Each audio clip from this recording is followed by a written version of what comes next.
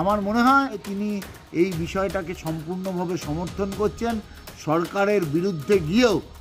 কিন্তু আর একটা বিষয় হতে পারে, তিনি হয়তো থিমটা বুঝতে পারেননি।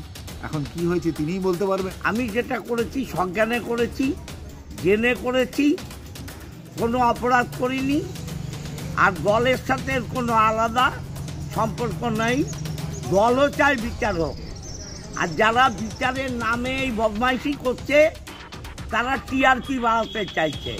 কিন্তু যদি উনি বুঝে করে থাকেন, আমি অবশ্যই ওনাকে অনেক অনেক সাধুবাদ দিচ্ছি যে তিনি সত্যিই অন্যায়ের বিপক্ষে দাঁড়ানোর ক্ষমতা দেখিয়েছে। আমরা মন দিয়ে চাই বিচার হোক, বিশ্বাস করি বিচার হওয়া উচিত।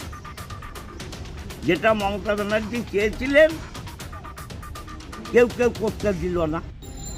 কোনো অন্যায় নেই, আমরা বিচারের পক্ষে। This channel does not promote any violent, harmful or illegal activities. All content provided by this channel is meant for an educational purpose only.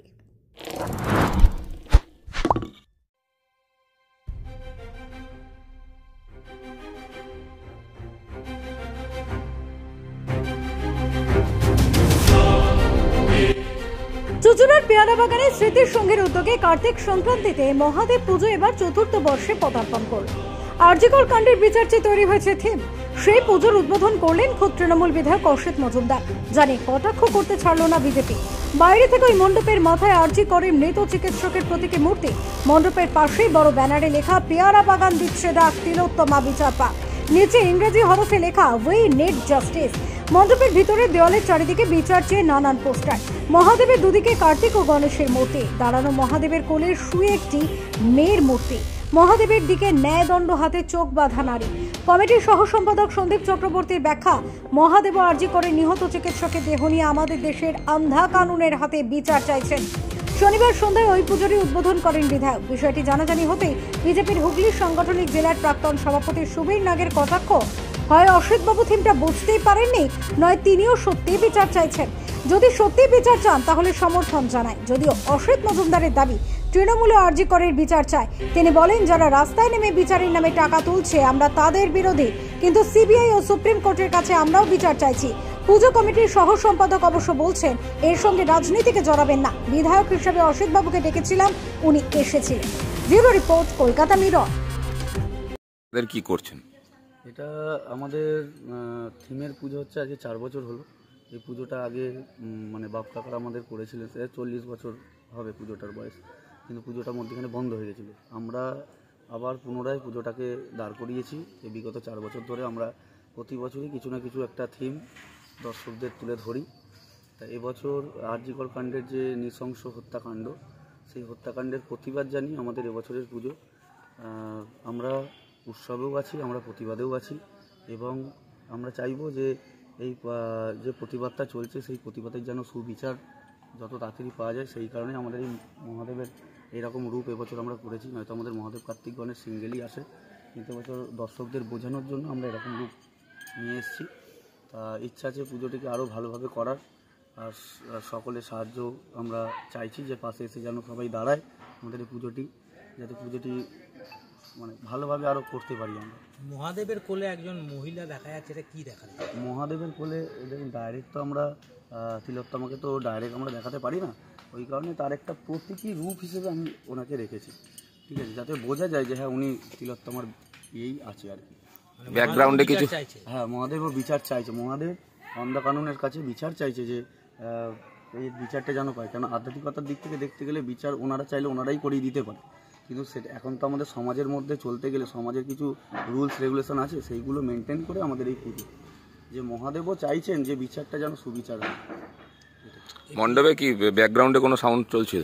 হ্যাঁ, মণ্ডপে ব্যাকগ্রাউন্ডে আমাদের যত প্রতিবাদী গান আছে তিলোত্তমার প্রতিবাদের জন্য, সেই প্রতিবাদী সমস্ত রকম গানই আমাদের এখানে বেঁচেছে, নন পলিটিক্যাল। আমাদের কোনো এখানে পলিটিক্যাল কোনো গান আমরা চালাইনি, এমনকি আমরা কোনো পলিটিক্যাল বেসেও আমরা যাচ্ছি না। আমরা হচ্ছে যাই হোক, মেয়ে আমার বাড়িতেও আছে, আপনার বাড়িতেও আছে, সবার বাড়িতেই আছে, যাতে মেয়েরা সুরক্ষিত থাকে, ব্যাস আমাদের এইটুকুনি প্রতিবাদ।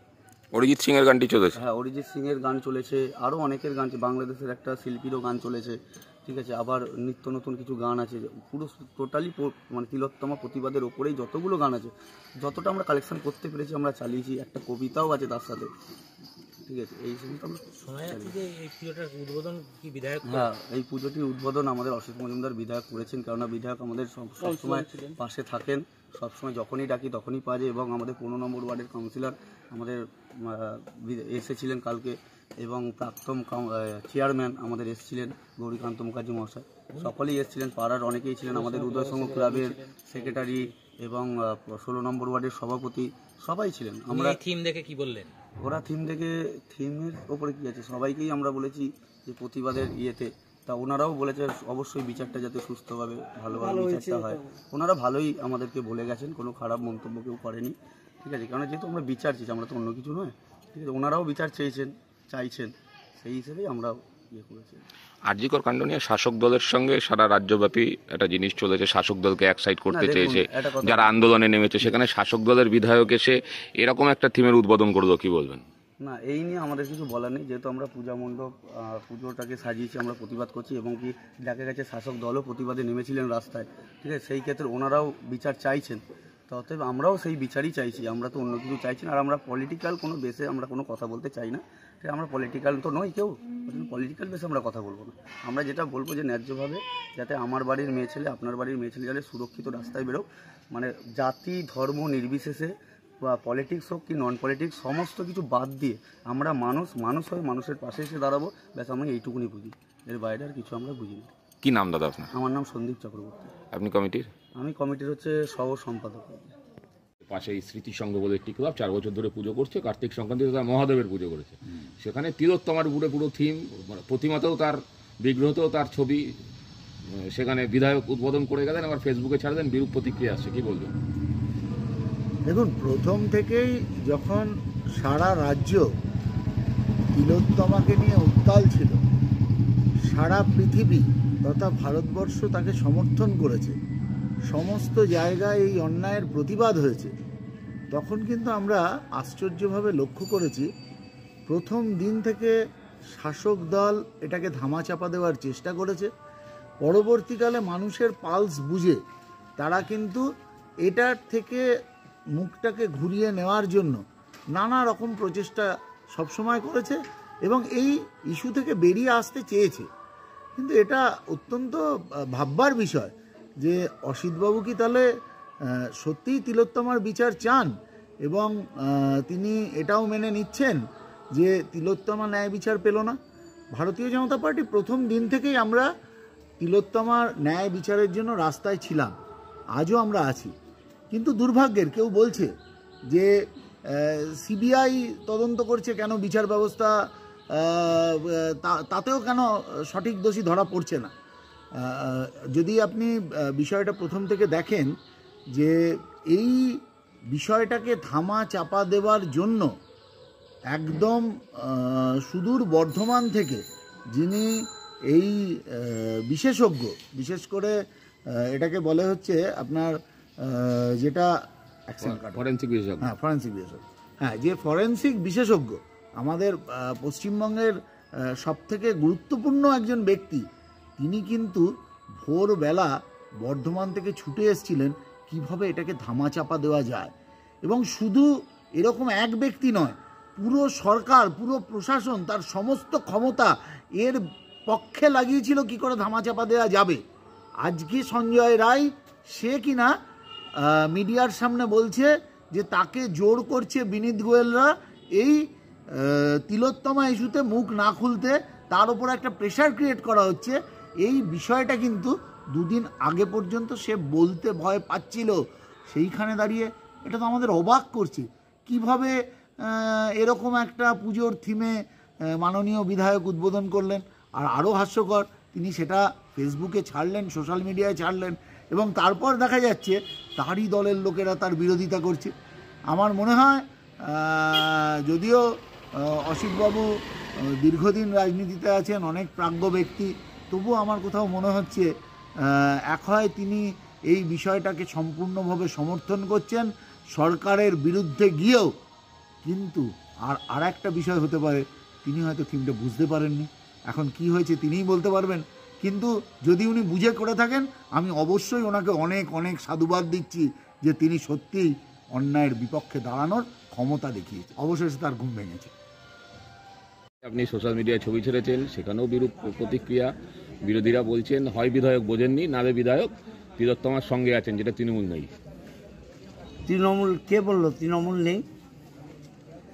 মমতা ব্যানার্জি দুবার মিছিল করেছেন, আমরা মিছিল করেছি, আমরাও তো বিচার চাই।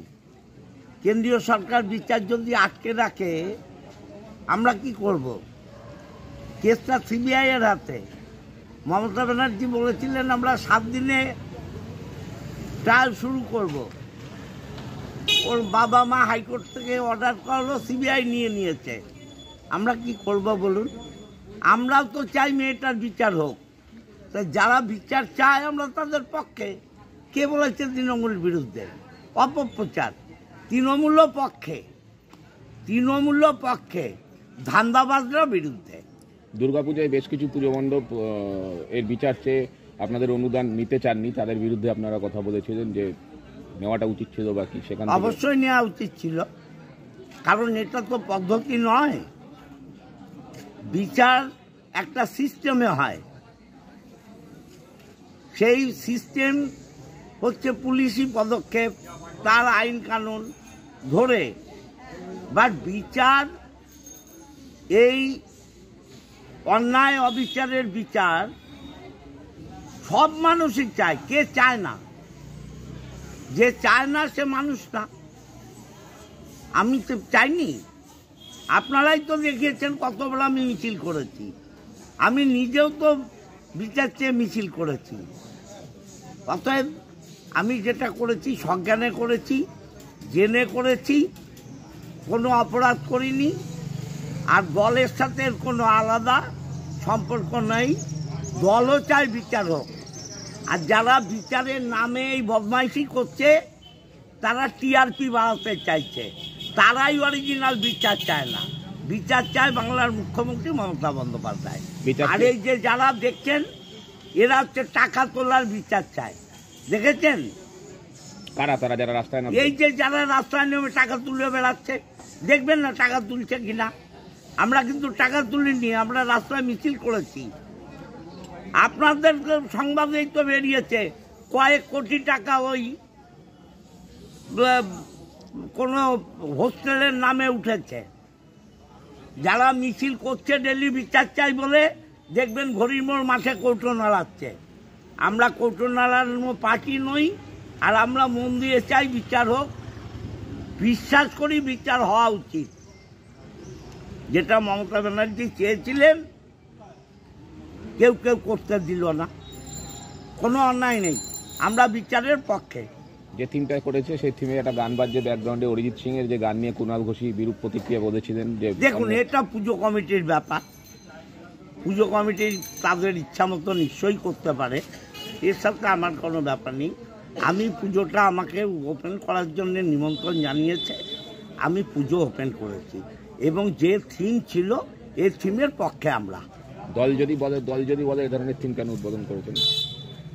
দল বলতে পারে না তো, দল বলতে পারে না, কারণ দলও তো চায় বিচার হোক। আপনারা অপব্যাখ্যা করছেন। আমি বলছি যারা এই রাত জাগো, দিন জাগো, ভোর জাগো করেছে না, তারা বিচার চায় না, তারা টিআরপি চায়। বিভিন্ন পুজো এই ধরনের থিম ভালো। কেউ করলে, কেউ যদি করে তাকে বিরোধিতা করার জায়গা নেই।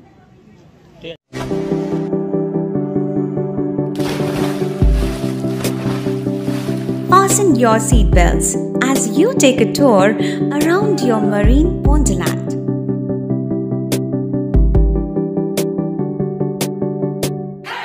Spend a day at Aqua Marina and enjoy an array of water slides that give you butterflies in your tummy.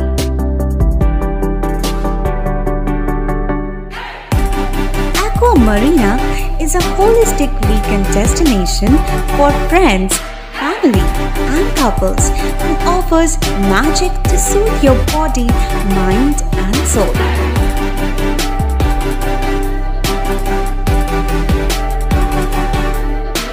Aqua Marina, your customized magician. Welcome aboard and see the magic unfold. সামাজিক বা corporate event আয়োজন নিয়ে ভেবে চলেছেন? এবার আপনার ভাবনার অবসান। এসে গেছে ক্লাব ওয়েলকামের নতুন ক্রিস্টাল হল। ৬,০০০ বর্গফুটের রাজকীয় এই ব্যাংকোয়েট হলের সঙ্গে যুক্ত বিশাল আয়তনের কিচেন, জিভে জল আনা নানা পদ অতিথিদের পরিবেশনে সক্ষম। প্রয়োজনে ব্যবহার করতে পারেন আউটডোর ক্যাটারিং এর সুবিধাও। ক্রিস্টাল হলে অনুষ্ঠান আয়োজন অনুষ্ঠানের গরিমা বৃদ্ধি করে। রয়েছে 5টি লাক্সারি রুমের সুবিধাও। তাই সামাজিক হোক বা কর্পোরেট ইভেন্ট, নির্দ্বিধায় চলে আসুন ক্লাব ওয়েলকামে। বুকিংয়ের জন্য যোগাযোগ 9147005547 অথবা 9163333080। Enjoy a weekend at Vedam, the paradise of peace. A home away from home.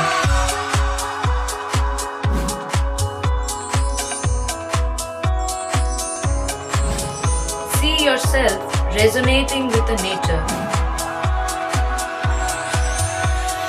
Vedam welcomes you to create your best memories.